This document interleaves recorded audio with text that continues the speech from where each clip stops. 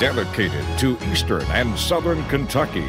This is WYMT Mountain News This Morning.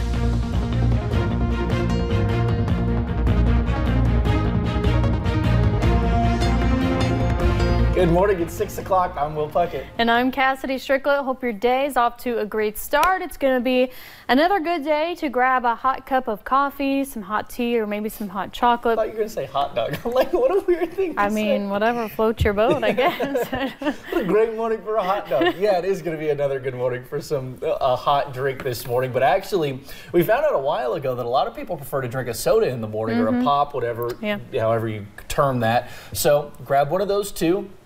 Whatever it takes to get your morning started if we don't do it for you. But you know who always gets our morning started off on a right note is Brandon. And Brandon, what are we looking at today weather-wise? It's rough this morning, I'll say that, because some slick spots are possible. We're seeing some snow on top of the ridges this morning, creating more slick spots. And just be careful out there. Lots of school closings and delays starting to come in now because of those slick spots. Let's take a look at the camera network, and we see up on top of Whitesburg Mountain, Pine Mountain there. That's the road we're really watching, US 119, because you see the snow kind of there. Folks trying to move across that layer, and of course it looks like they're moving fast because of the simple fact it's a 6-hour time lapse. But again, be extra careful in the higher elevations this morning. Any ridgetop, Black Mountain, Whitesburg Mountain, Jenkins Pound Mountain, and over on Pine Mountain on the other side in the Harlan, Leslie County area. Any mountain you're traveling across this morning, be careful. Outside WYMT, a little fog in the distance, but not too much going on here. Whitesburg, pretty quiet this morning. Maybe just a little bit of mist there downtown. Light pinpoint Doppler radar not showing much unless we put it on the sensitive scan there, and you can see a little bit more action there going on, especially in the eastern half of the state. So again, some mist, some flurries, or a little bit of drizzle possible this morning. Cloud cover already clearing in parts of northeastern Kentucky and out toward I-75. That's where the cooler temperatures are. The mid to upper 20s and low 30s are across where the clouds still are. Wind chills making it feel a little colder than that. Moorhead feels like 17 right now. Coffee meter a little extra this morning, so grab that as you head out the door. The forecast for that will feature temperatures climbing to close to 40 this afternoon. Hopefully some sunshine later on today. The rest of the forecast is on the way here in just a few minutes. Cass? All right, we'll be sure to check back in with you. Thank you, Brandon. Well, leading our 6 o'clock hour, a Clinton, Tennessee man is dead following an underground mine accident in Bell County. Bell County Coroner Jason Steele says engineer Jeffrey Norman Sloan was killed at the Nally and Hamilton mines off of Kentucky Highway 2012 Monday morning. The accident happened while Sloan was doing an underground survey at Tenco Energy's Tom's Fork mine. He was pronounced dead at the scene. From this point forward, may have a little bit more to do with MSHA, but usually the state and the county coroner will work the closest on this type of investigation. No other injuries were reported. There are ongoing investigations into what caused the accident. Now, last week, we actually reported that coal mining deaths were at a record low here in Kentucky in 2018. A total of 12 people died in coal mines across the U.S. in 2018. In Kentucky, only one person died in a coal mine last year. That was 29-year-old Hubert Grubbs, Jr., who died in March in a Cumberland area mine. A distillery employee was killed in Owensboro. Now operations are suspended while the incident is investigated. News outlets report an employee of Glenmore Distillery was killed yesterday afternoon in an apparent fall. The worker's name will not be released until family is notified. Davis County Coroner Jeff Jones says there will be an autopsy since the death was work-related. Jones called the incident a tragic accident. Well, as the fight against the opioid epidemic continues, another drug is back on the radar. The Laurel County Sheriff's Department is dealing with a high number of crystal meth cases. The drug is apparently not made in eastern Kentucky and is being brought into the region. The Sheriff's Department says it is most likely trafficked through I-75 and distributed to users, forcing the Sheriff's Department to go all out to try and fix the problem. Deputy Gilbert Achardo said one positive is that one-step meth labs have almost completely been erased from the county. Well, police say there have been more than 100 thefts at the Quick Mart in Floyd County. Many gas stations make their money primarily from merchandise sales, and even the smallest of thefts can affect the entire business. Owners say when people steal, that they are then forced to drive up the cost of the other items to make up for the lost profit. Jack Patel says he has noticed that many people who steal from the gas station are intoxicated. A lot of them are on drugs. They are in drugs or pills or meth, and they don't know what they are doing. Patel has installed nearly 50 cameras in hopes of catching every shoplifter. He says when he sees someone stealing, he now posts their surveillance camera footage on Facebook. He hopes to warn other businesses about the thief.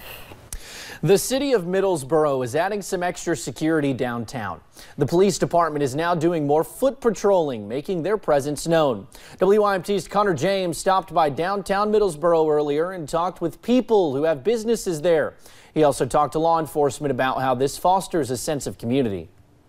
Hello there. You're in your last hour, ain't Yes, you? I am. How you doing? It's a relatively simple concept. The Middlesboro Police Department's done it before. We've had foot patrols in the past, and typically whenever we have an event downtown, such as the concert series that we've had, we'll have officers downtown on foot patrol. But after Middlesboro's new mayor, Rick Nelson, took office, his goal was to ramp that up. He just wanted more of an organized schedule for doing it, just increased foot patrols. That's where everyday officers come in. Officers walk through downtown, going into each and every business. Hello. They make themselves known and ask if the workers need anything. This is something we've asked for several years.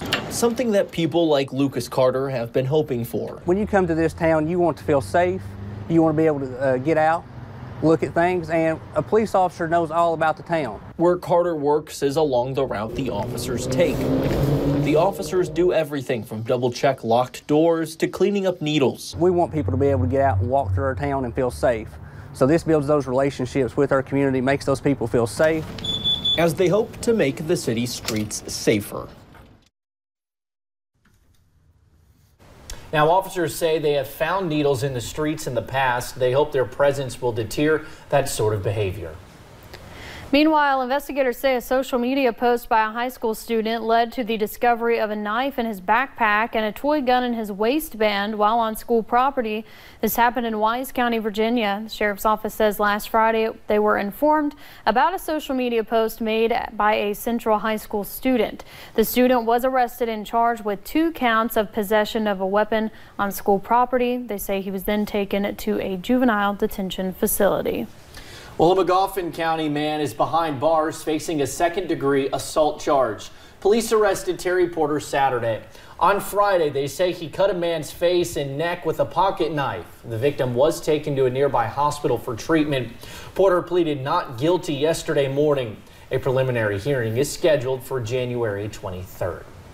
Over in Lawrence County, this woman faces a first-degree assault charge. Police arrested Samantha Maynard yesterday. Police say she stabbed another woman with a knife 3 times. They say it happened back in December. It is unclear how severely the woman was injured. In Lexington, a woman is facing charges after police say that she admitted to driving drunk to teach her son a lesson. Officials did not get into many specifics in court about the circumstances of Sunita Jaram's arrest. She is charged with DUI and endangering the welfare of a minor. Police say she told them multiple times she drank several beers and got in her car to drive to teach her son a lesson. They said she stated she had driven 150 miles an hour. The judge agreed to lower her bond, but with restrictions. I'm sure she should be allowed to drive. Period. She'll abide by that restriction, I'm sure. That may cause a problem with work, but she certainly understands. You have to do that. Jaram will be back in court January 25th for her preliminary hearing. A Boyle County teen will spend 15 years behind bars for her role in the 2016 death of her stepmother. Upholding her end of a plea deal, 17-year-old Jenna Oakley pleaded guilty to first-degree manslaughter and vehicle theft. Oakley and her boyfriend, Kenneth Nye, were found in New Mexico days after the death of Rhonda Oakley. Oakley's attorney asked the court on Friday to move the case back to juvenile court. She was supposed to go to trial next week. Well, we are hearing from the father of a Louisville armored truck driver suspected of stealing cash at work. Mark Espinoza disappeared more than a month ago, reportedly with a very large amount of money from his truck. His father says that he had no idea what Espinoza was up to. Police and the FBI believe Espinoza plotted and covered his tracks. They have a few ideas of where he could be since he has ties to the Northeast United States and his family members on the West Coast, in Texas, and in Florida as as well. The FBI and the armored truck company are offering $60,000 in rewards. Senator Rand Paul is planning to have surgery in Canada. That is according to a court filing by his attorneys. It says he will undergo hernia surgery stemming from injuries he suffered when his neighbor attacked him in his front yard back in 2017.